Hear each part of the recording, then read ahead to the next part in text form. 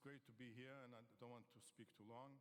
And I'm happy to continue this conversation, not standing, but sitting and listening to your questions. Thank you very much.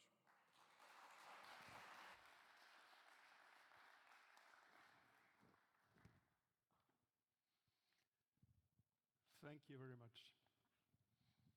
You left Zurich, my hometown. You left Israel. You had to leave Russia. That hurts. That hurts. Yes, it does. Are you missing Russia? Yes. We spent 33 years of our lives there, and with the community, with friends, and with a lot of history. But on the other side, nothing has been lost, because everyone we touched, we're in contact with. We are continuing to do so. And our main aim was to reconnect the Soviet Jews, who were called the silent Jews, who were totally disconnected from the rest of the Jewish world, to reconnect them to their history, to their past, and to their future. And when I arrived in Moscow, there were 1 million Jews in Moscow. When I left, there were maybe less than 100,000. All the others are in Germany, the United States, in Israel. And they reconnected thanks to the connection we made in Moscow. And this never gets lost. And how do you maintain the contact now? We maintain in contact very carefully since I became a foreign agent. I don't want to... You are the first foreign agent I see. Right. So, since I became a foreign agent, I'm careful not to call people without getting their consent to be called. And knowing that all phone lines are being listened to, I think even WhatsApp being listened to, Signal maybe not. So, but still in contact. The propaganda of Putin says the East is the keeper of religion and the West is secular.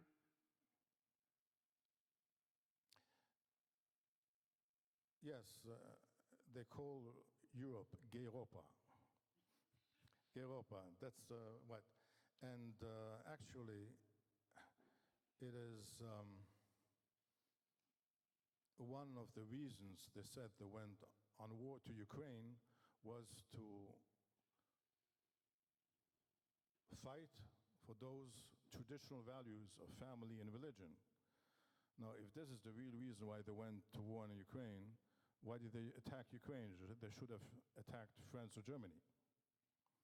So, and also this whole science fiction that today Russia is continuing the war against Ukraine. It was a continuation of the war of the Soviet Union against the Nazi Germany. Today is, by the way, is the 8th of May. The 8th of May is the day of the end of World War II in the West. In the East, in Moscow, they celebrate on the 9th of May. Why? Because Admiral Dönitz signed the capitulation papers at 12 o'clock at night, Berlin time.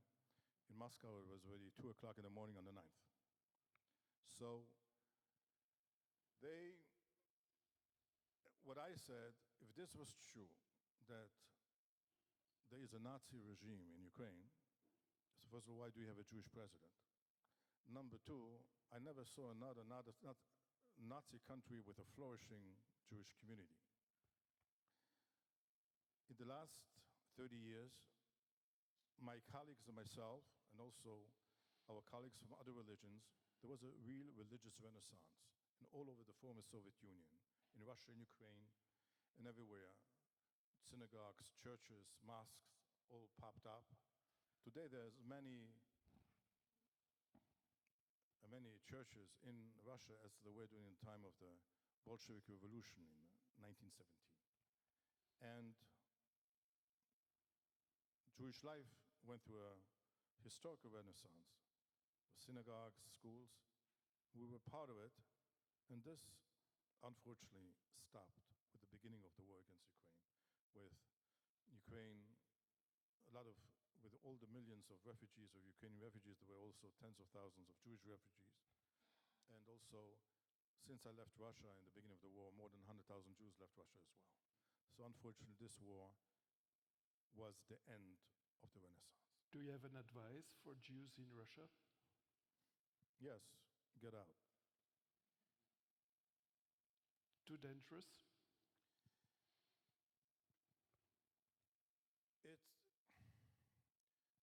Russia has a history. In Russian history, many times you've seen it is also at the end of Stalin's regime that he used anti-Semitism. There was a doctor's plot, and it was a very, very dangerous time for all the Jews who lived in the Soviet Union back then. And also at the end of the Tsarist period, from the beginning of the early 20th century, you had, when the masses were unhappy with the government redirected the anger of the masses from the government to minorities, especially to the Jews, and these were the reasons for the pogroms in Kishinev in 1903, in Odessa and other places. And the fear is that this war, which is not going well for Russia, hundreds of thousands of soldiers who got killed and wounded in this war, they're going to look for a scapegoat. And traditionally, the scapegoat has been a Jew. And therefore, I said there are better and safer places for Jews today than in Russia. Let's speak about the West. Is religious freedom in the West at danger? Religious freedom, if we speak about belief, I think you can believe in anything you want, anywhere in the West. Nobody's going to tell you what to do. When we're talking about religious acts, performances, for example, circumcision. Here in Germany in 2010, we had the Beschneidungsdebatte. So, and then we had, in many European countries, there is the issue of slaughtering, halal slaughtering, kosher slaughtering. Now, all these issues, like slaughtering, has very little to do with animals. It is has much more to do with two-legged animals than four-legged animals. Meaning, the first country which imposed a restriction on the kosher way of slaughtering was Switzerland in 1895. And and it has nothing to do with animals. It had to do with the Swiss not wanting, and I said this to a fellow Swiss, not wanting Russian Jews to come live in Switzerland. It was the first popular vote Right. in the history, And an anti-Semitic vote. right, and this law is still in place today. In 1933, when the Nazis came to power in Germany, and they passed anti-Semitic legislation, the fourth law was the anti-Shechita law. What was the purpose? Again, it had to do with, not with immigration, it had to do with emigration. Hitler wanted the Jews, it was before the final solution. Hitler wanted to get rid of the Jews. And actually, the traditional contingent of German Jews who kept kosher, they slowly left. They left much earlier than the other ones, and through that, many of their lives were saved. Others waited till 1938 when it was already too late. So, the fact that today there's a wave of legislation on these issues in Europe today, it is actually not because of the Jews. It is actually, I call it the response of old Europe against the Muslim immigrants. They want to make life difficult for the Muslim immigrants. We, the Jews, we are collateral damage. And the anti-Semitic wave that now rolls on Europe is also a kind of danger for the religious freedom. It is very hard to perform religious acts if you're not alive. Therefore, of course, if your life is in danger, then it also impacts on religious freedom, yes. And I think also in the definition of interreligious freedom today, this is actually when people are being attacked physically by state actors or by non-state actors, that's also a religious freedom issue, you're right. The personal safety of Jews in Europe is not what it was, not anymore. The 7th of October changed the world, it changed Europe. And the question is, what happened exactly on the 7th of October? I ask myself the following question. This outpour of, we're talking about a rise in anti-Semitic acts and words in hundreds of percentages, twice as much, 3 times as much. And the question is, what triggered it? Was it the 7th of October or was it the 8th of October? Meaning, was it the fact that Hamas showed that the Jews are not as strong as they thought they are, not as invincible as they thought they are? The startup nation with its technology is not as foolproof as they thought it was. And they said, okay, if the Jews are not as strong as we thought it was, so let's go and finish the job. This would be the 8th of October. The 7th. The 8th of October would be a reaction, okay, the Israelis counterattacked, Palestinian civilians are being also killed, so let's go and support the Palestinians. So the question was, what triggered many of those demonstrations in many European cities, in other places? We saw that many of the demonstrations started the 7th of October and not 8th of October. You have a lot of divisions within the Jewish community in Europe and in the United States. At Columbia campus, you have maybe a quarter of the protesters who are Jewish students, saying, not in my name. Do you feel the same division among your communities? Much less. I think that, we have also, inside the Jewish community, we have a division between more conservative, more liberal, left and right, religious or secular. However, Israel was so divided up until the 6th of October. Israel was on the verge of a civil war between the state of Tel Aviv and the state of Jerusalem.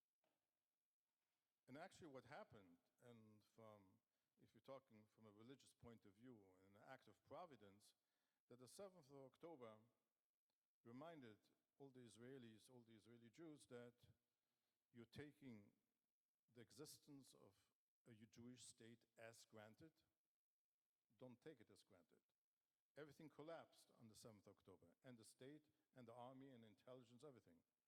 And I think, and this is what closed this almost civil war of last year in Israel, and basically saved Israel.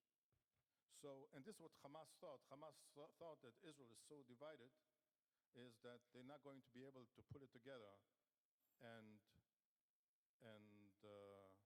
defend themselves. But the attack of Hamas was so successful. If you take a look at the faces of those Hamas guerrillas in their pickup trucks on the 7th of October, roaming through southern Israel, you see the acceleration, the joy, the astonishment. They never thought they're going to be so successful. They thought they're going to have a break-in in one place, 2 places, maybe kill 100 people. The fact that they were able to kill 1,200 people, they themselves were surprised by their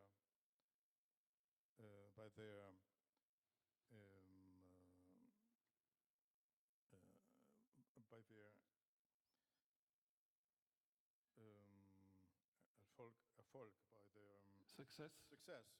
And this terrible success brought the response of Israel, which was a very strong response and a united response. And what happened outside of Israel is that Jews who were barely affiliated with the Jewish community, never came to a synagogue, and thought that, okay, we can be a Western secular person in Europe, and being Jewish or not being Jewish does not play a big role in our lives. Those people suddenly realized we're back to square one. Our question of existence is back into question. And so if we're fighting, and the words which are being used in Israel was lilchom al habayit, to fight for our existence, to fight for our home. A lot of, I think we have here rabbis, the Rabbi of Frankfurt here, rabbis of Brussels, a lot of Jews who never came to synagogue just appeared and came because it was a feeling that our existence is at stake.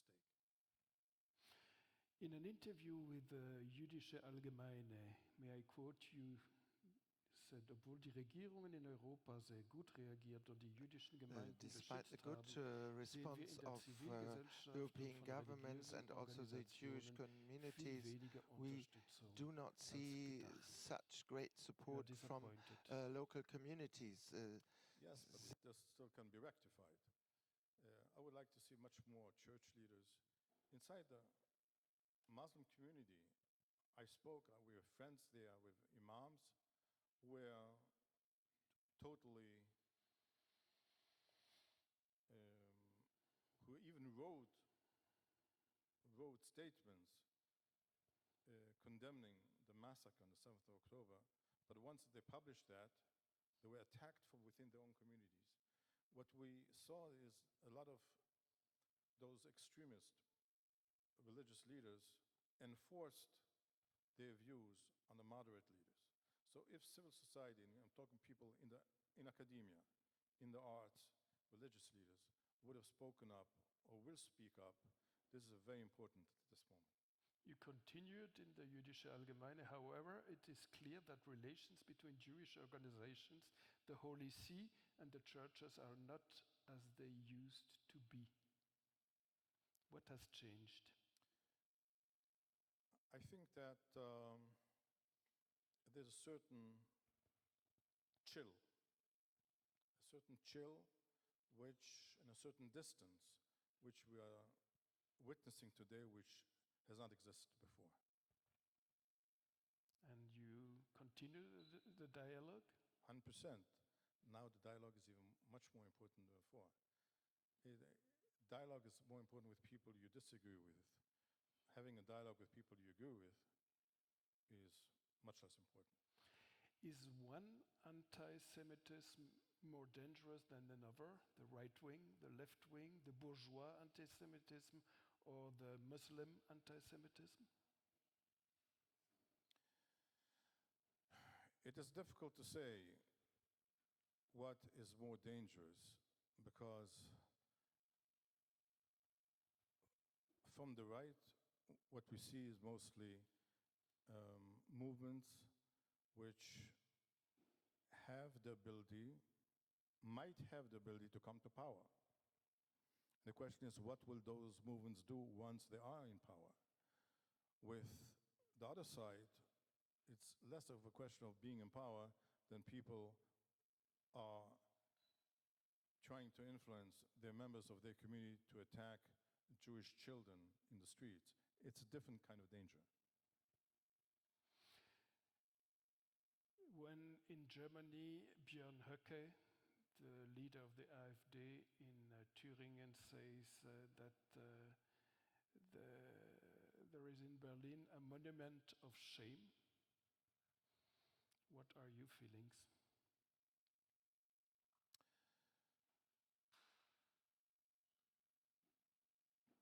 I am very happy that besides AfD, all the other political parties in Germany, whether the Greens, SPD, CDU, CSU, totally disagree with this approach. A last question. You have within the European Conference very different positions, personalities, and you invite also and seek the dialogue with ultra-Orthodox rabbis, with rabbis that are near to the religious Zionism. Is this dialogue within the Jewish community even more difficult now than it was? They say 2 Jews, 3 opinions. So the concept of a single community is quite difficult? I think it is still possible. It's not as difficult. What makes it much, much easier was that outside, the lurking dangers. And when there's an enemy outside, that's the best uniting force. But you would prefer not to have an enemy. Yes, but as we have seen, especially since the 7th of October, the enemy didn't disappear, the danger didn't disappear. And this is exactly what reunited Israel, and this is also something which exactly reunited the Jewish community outside of Israel.